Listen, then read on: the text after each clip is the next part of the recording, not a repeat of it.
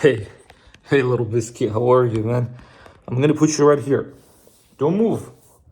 Don't move. Don't move, okay? 4.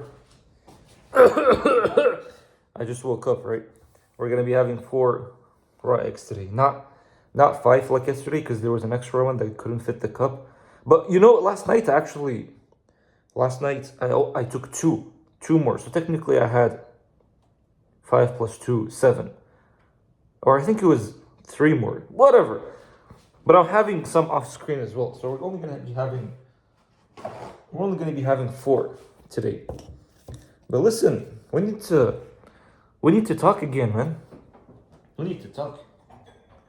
There we go. We're gonna be using this cup, and I'm leaving the fridge open because usually my mom would tell me, she's like, close the fridge, close the fridge. So if she's watching this, she's probably gonna be anxious.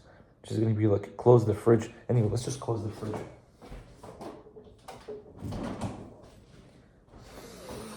So while I'm doing the eggs, by the way, excuse my beard, I still haven't even fixed this. I haven't fixed this. Whatever, man. This is a raw channel, just like the raw eggs. So what was I gonna say? Yeah, I was gonna walk you through the workout that I've been wanting to do nowadays. But that's not what I wanted to talk to you, actually. The thing I wanted to talk to you about is this beautiful... I was listening to the ruqya that I have in my course. And I also have this in my Discord too. But I have it in my course. It's the Effortless RIZQ course. There's a ruqya that I have. It's for people that, if you feel like your rizq is very tight, just listen to this ruqya. I've been listening to it for a year, actually. Yeah, a year. And ever since I started listening to it, when I started listening to it, it's just so life-changing. You can find it on YouTube. It was written in Russian. So I don't even know which one it is, to be honest. But I downloaded it, and then ever since, my voice is gone. And ever since I don't even know where it is. I don't know what the heck happened to my voice. But anyway, so I was listening to that ruqya, and then what happened is I'm like, I gotta make a video about this.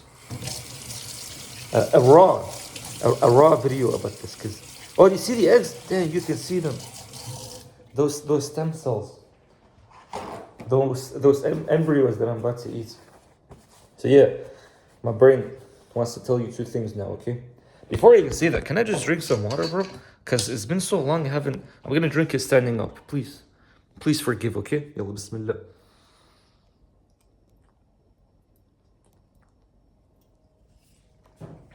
There we go. It's just because my throat felt like it was so dry. So dry.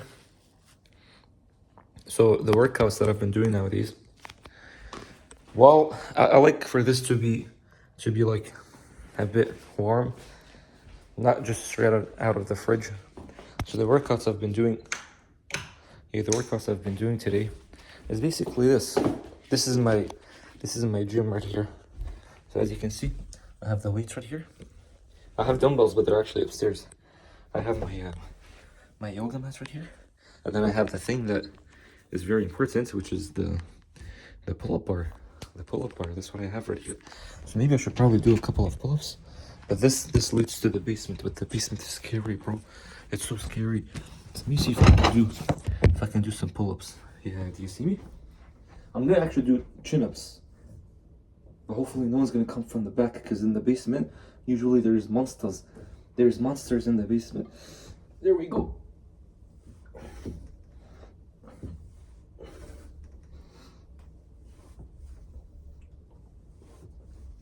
Anyway, I'm just gonna be doing 3, just because I don't want to do more. I can do a lot more, bro. Trust me. I can do so much more. Yeah, usually I can do the max I've done. Pull-ups, not chin-ups, was I think 25 in a row with proper form. Yeah, you think I'm weak? No, not weak, man. Well, what do you think these raw eggs are for? But yeah, that's my workouts. I've been just doing a lot of push-ups, man. A lot of push-ups, and then a lot of pull-ups. The only issue is I don't know what to do for her legs. I'm thinking just take my wife, put her on my back, and then shoulder press her, and then squat her. That's the thing. So technically, I'm hitting 2 birds, 1 stone, but in reality, it's 3 birds, 1 stone. Anyway, so we're gonna have these beautiful, beautiful raw eggs in this beautiful fancy cup. Bro, wallah, I feel like this is very helpful. So if you think this is not helpful, trust me, man, this is helpful. This is beautiful. Yalla, ready? Bismillah.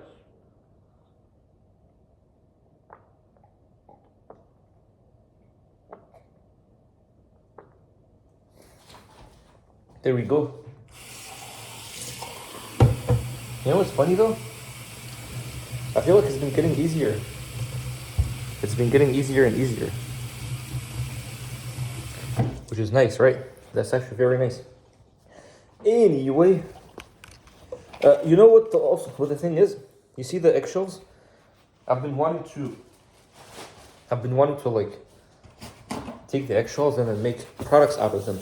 So if you know any like products to make, I know you can make like a cleaning product with the eggshells if you just do like specific, put them in the oven, wash them, all that stuff. Or you can make a toothpaste out of them. So if you know anything, just write it down in the comments and then just tell me, what are you actually supposed to do? Because I saw some stuff on Twitter, or like, what's the best thing to do? Because I feel bad throwing them out, man. Some people even eat them, and I'm like, why am I just throwing them out? Because they have calcium, they have, I think that's about it. They just have calcium. Remember in my video yesterday what I was talking about? I was like, the best goal is no goal. And I think some person commented, they said, what did they say? They said, but Said says you should have your whole life planned out. You should basically have where do you want to live planned out. You should have how much money you want to make planned out. Oh, yikes, I just broke my mic. Yeah, that's what they were saying. They were like, but Said said this and that. So doesn't that mean that you're supposed to also do that as well? But let me tell you, here's what I meant by that, right? Because when I was listening to the ruqya that I told you about, this popped up in my brain and I was like, dang, this is beautiful.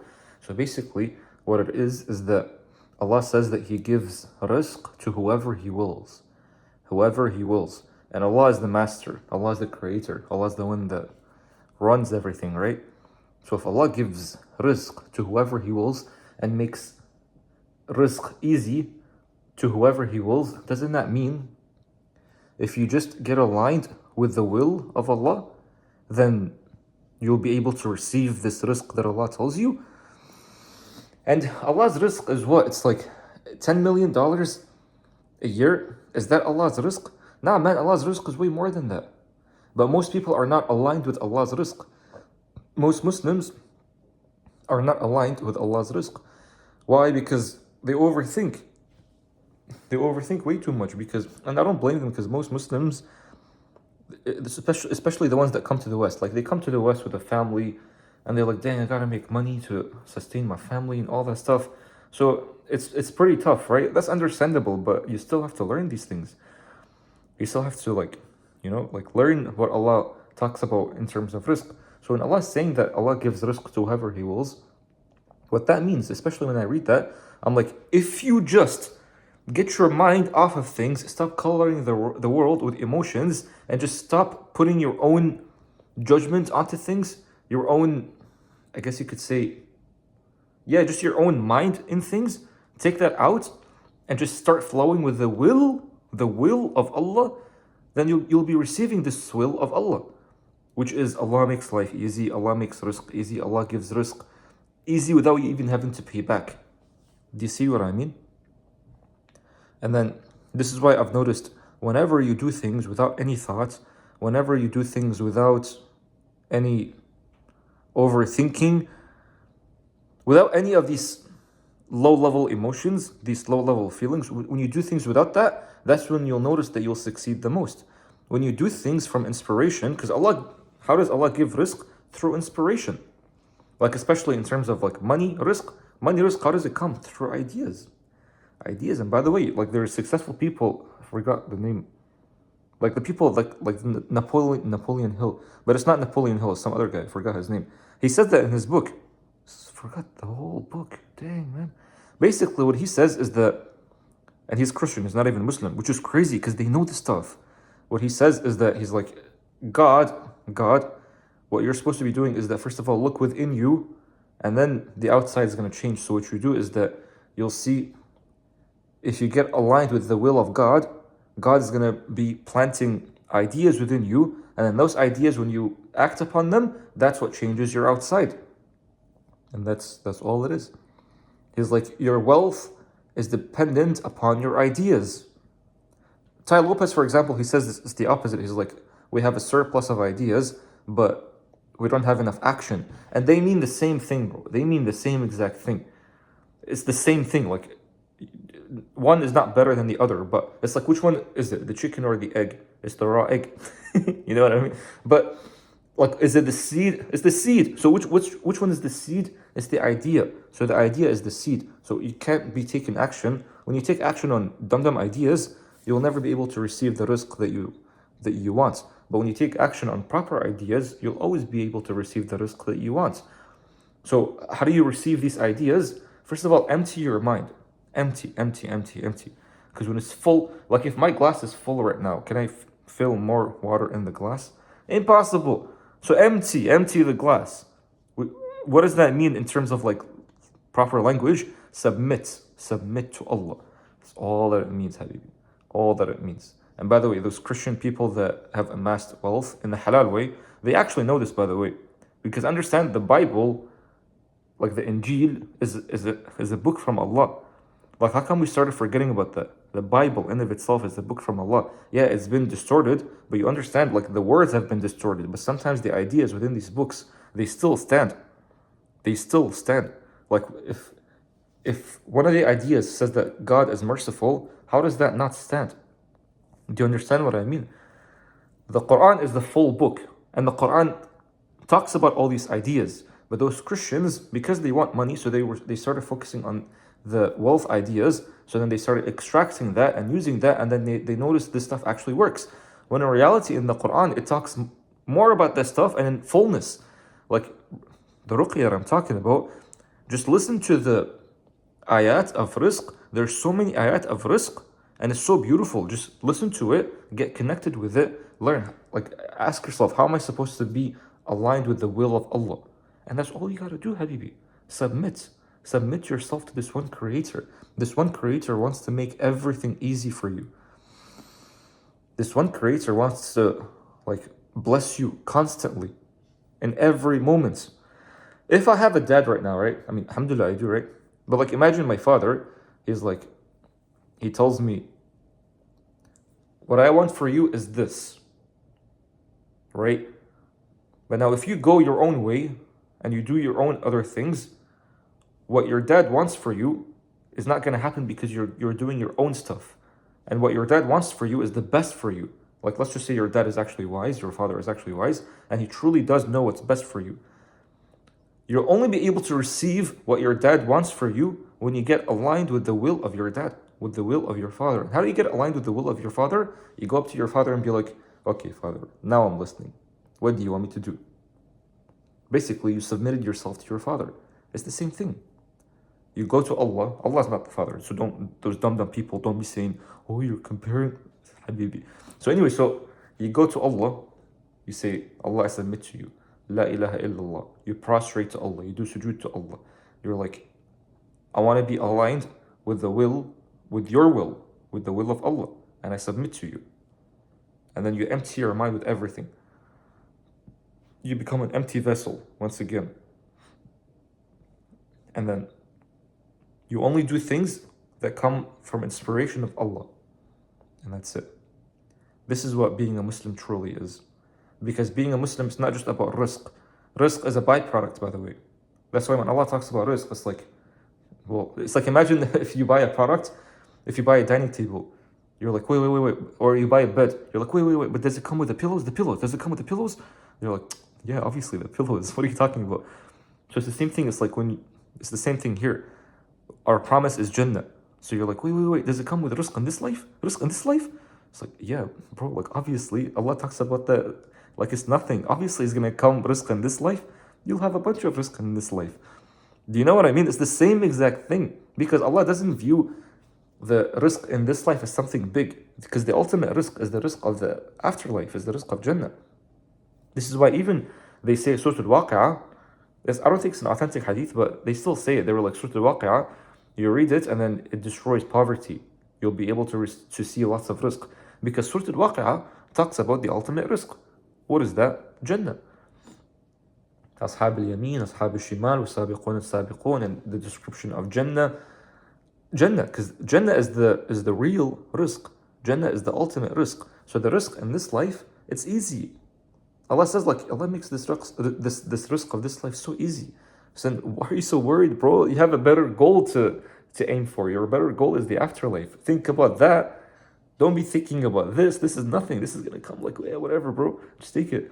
It's like a pillow. Do you know what I mean? Do you realize how powerful this is? The moment I started realizing this, I'm like, this is the most powerful thing ever. And that's why Allah never talks about this rizq or money like it's something crazy. Because it's not. It was never meant to be something crazy. The only reason why you started thinking that it's something crazy is because you started lacking. Your relationship with money started becoming bad. You started thinking it's this thing that's so great. Most people don't have it. And you have to go work so hard to achieve it. And you have to go through so many years to finally get it. When in reality, none of that is true. There are no conditions. No conditions. A porn star can make as much money as a priest. There are no conditions. This thing is nothing, bro. Just don't be thinking like it's something crazy. So, yeah, I'm hoping this was helpful, man. If it was, just let me know.